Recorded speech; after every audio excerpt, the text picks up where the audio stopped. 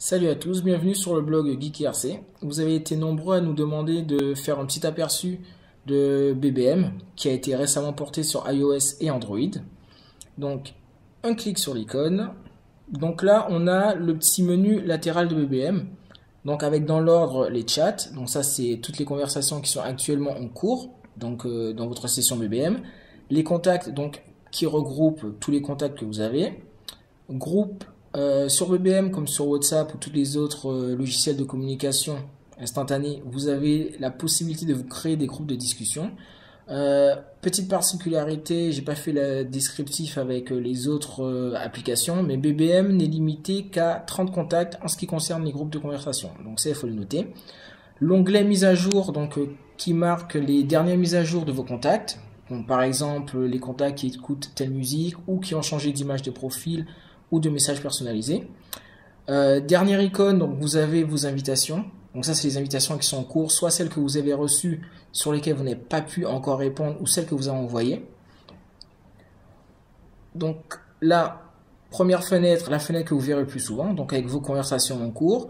Tout en haut, vous avez une petite bannière donc avec vos messages personnalisés, votre pseudo, votre photo. Sur le coin droit, vous avez une icône de lancement rapide pour pouvoir commencer un chat avec un de vos contacts. Sur la barre basse, on va dire, vous avez accès exactement à la même chose que sur le menu latéral, mais en façon beaucoup plus simple, on va dire. Donc, première icône, vous avez le chat.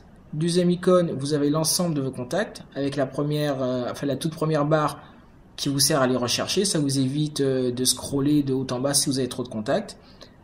Au niveau des groupes, donc ça c'est les groupes BBM, on va vous montrer rapidement, vraiment rapidement comment faire pour en créer un. Donc vous cliquez sur créer un groupe, vous écrivez ce que vous voulez au niveau du groupe, vous créez pareil une description, vous pouvez rajouter des smileys, terminé, vous pouvez rajouter une photo.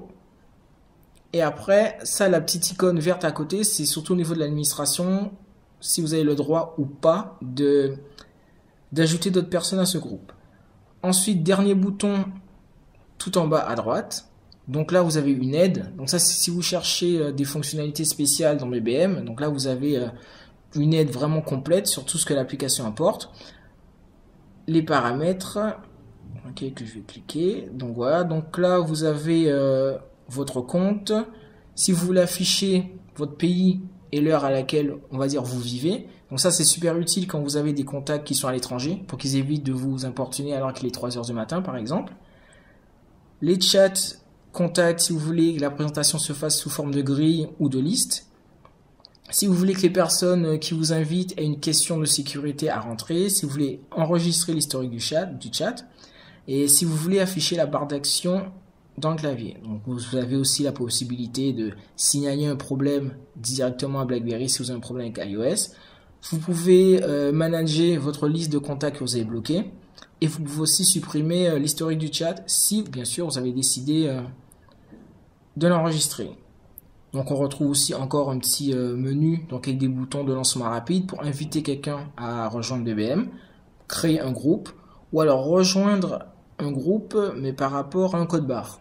Donc ça utilise l'appareil photo de votre téléphone, vous scannez un code barre et vous accédez automatiquement au groupe. Donc voilà, merci d'avoir regardé la vidéo. C'était une petite présentation rapide de BBM sur iOS. Salut!